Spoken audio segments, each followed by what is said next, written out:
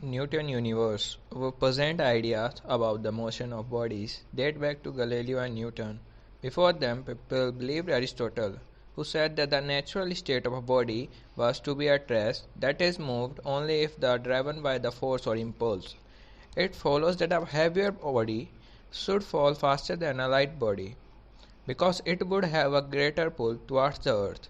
The Aristotelian tradition also held that one could work out all the day that governed the universe by pure thoughts. It was not necessary to check by observation, so no one until Galileo bothered to see whether his statement is right, or whether bodies of different weight in fact fall at different speed. It is said that Galileo's demonstration that Aristotle believed was false by dropping weight from the Leaning Tower of Pisa in Italy. This story is almost certainly untrue, but Galileo did so something equivalent. He rolled fall of different bodies down a smooth slope. The situation is similar to that of heavy bodies falling vertically, but it is easier to observe because the speeds are small. Galileo measurements indicate that each body increases its speed at the same rate, no matter what its weight. For example, if you let go of a ball on a slope, it drops by 1 meter, or every 10 meter you go along. The ball will be traveling down the slope at a speed of both 1 meter per second after 1 second, 2 meter per second after 2 seconds, and so on. However, this is the ball. Of course, a lead weight would fall faster than a feather, but that is not only a because. A feather is slowed down by air resistance. If you drop two bodies that do not have much air resistance, such as two bodies lead weight, they fall at the same rate. On the moon, where there is no air to slow down things, the Aristotle David R. Scott performed the feather and lead weight experiment and found that indeed they did hit the ground at the same time. Galileo measurements were used by Newton as the basis of his law of motion. In Galileo's experiment, as a body rolled down the slope, it was always acted on by the small weight or the same weight, and the effect was to make it continuously speed up. This shows that the real effect of a force is always to change the speed of a body, rather than just to set it moving, as was previously thought. It also meant that whenever a body is not acted on by any force, it will keep on moving in a straight line at the same speed. This idea was first stated elliptically in 1687 in Newton's Spherical or Principia Mathematica, is known as Newton's first law. What happens to a body when a force does act on it given by Newton's second law? It states that the body will accelerate or change its speed at a rate that is proportional to the force. For example, the acceleration is twice as great if the force is twice as great. The acceleration is also greater the greater the mass and or quality of matter of the body. The same force acting on a body of twice the weight will produce half the acceleration. A familiar example is provided by the car. The more powerful the engine, the greater the acceleration. But the heavier the car, the smaller the acceleration for the same engine. In addition to this, law of motions will describe how bodies react to force or how just react to other different type of forces. Newton's theory of gravity describes how to determine the extent of one particular type of force, gravity, as we have. That theory states that every body attracts every other body with a force that is proportional to the mass of each body, and thus the force between two bodies or the distance between them the twice. As we know that gravitational force is equals to or directly proportional to mass product of the mass of the both body and the separation between them square. This is what you might expect, because one could think of a new body A as being made up of two bodies, such with the original mass. Each of these body or each of the would attract body B with the original force. Thus the total force between A and B would be twice the original force. And if say one of the body has 6 times the mass, or one has twice the mass and the other has 3 times the mass, then the force between them would be 6 times as strong. You can now see why all bodies fall at the same rate.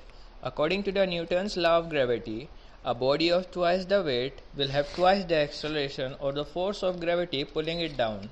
But it will also have twice the mass, and thus, according to Newton's second law, half the acceleration per unit force according to Newton's law. These four effects exactly cancel each other out, so the acceleration will be same no matter what the weight. Newton's law of gravity also tells us that the further apart the bodies, the lesser the force. The law says that the gravitational attraction of a star is exactly 1/4 that of a similar star at half the distance. This because predicts the orbit of the Earth and the Moon and the planets with great accuracy. If the law were the gravitational attraction of force went down faster or slower with distance, the orbits of the planet would not be elliptical. They would either spherical or spread into the sun or escaped from the sun. The big difference between the ideas of Aristotle and those of the Galileo and Newton is that Aristotle believes in a perhaps state of rest which anybody would take up if was not driven by some force or impulse. In particular, he thought that the earth was at rest, but it follows from Newton's law that there is no unique standard of rest. One could equally well say that body A was at rest and body B was moving at a constant speed with respect to body A, or that body B was at rest and body A are moving. For example, if you set aside from the moment the rotation of the earth and its orbit around the sun, you should say that the earth was at rest and that a train on it was traveling north at 90 miles per hour, or that the train was at rest. The earth was moving south at 90 miles per hour. If you carried out experiments with moving bodies on a train, all Newton's law would still hold. Is Newton right or is Aristotle right? And how would you tell? One test would be this. Imagine you are enclosed in a box and you do not whether the box is rests on a floor of a moving train or on the solid earth. The latter being the standard of rest according to Aristotle. Is there a way to determine where is it? If so, maybe Aristotle was correct. Being at rest on the earth is spherical, but if you carried out experiment in our box on the train, they would turn out exactly the same as they would without you think the box on the stationary train performance or the platform, assuming no bumps, turns or other imperfection in train ride. Playing ping pong on the train, you would find that the ball behaved just like a ball on a ping pong table by the track. And if you are in your box and play the game at different speed relative to the earth, say at 0, 50 or 90 miles per hour, the ball will behave the same in all the situations. This is how the world behaves, and it is what the mathematics of Newton's law reflect. There is no way to tell whether it is train or the earth that is moving. The concept of motion takes sense only as it relates to other objects. Does it really matter whether Aristotle or Newton is correct? Is this merely a difference in outlook or philosophy, or it is an issue important to science? Actually, the lack of an absolute standard of rest has deep implications for physics. It means that if we cannot determine whether two events that took place at a different time occurring on the same position in space. To picture this, suppose someone on a train bounces a ping pong ball straight up and down, hitting the ball twice on a same post 1 second apart. To that person, the location of the first and the second bounce will have the spherical separation of 0. To someone standing beside the train or the track, the two boundaries would seem to take place about 40 meters apart, because the train would have traveled that distance down the track between the bounds. According to Newton, the two observers have an equal right to consider themselves at rest, so both views are equally acceptable. One is not favored over another, as Aristotle had believed. The observed position of events and the distance between them would be different for the position on a train. And one beside the track, there would be no reason to have one person observation to other. Newton was so worried by this lack of absolute position or absolute space, as it was called, because it did not accurate his idea of an absolute God. In fact, he refused to accept the lack of absolute space. Just even thought his law implied it. He was severely criticized for the irrational belief by many people, most notably by Bishop Berkeley, a philosopher who believed that all material objects and space and time are an illusion.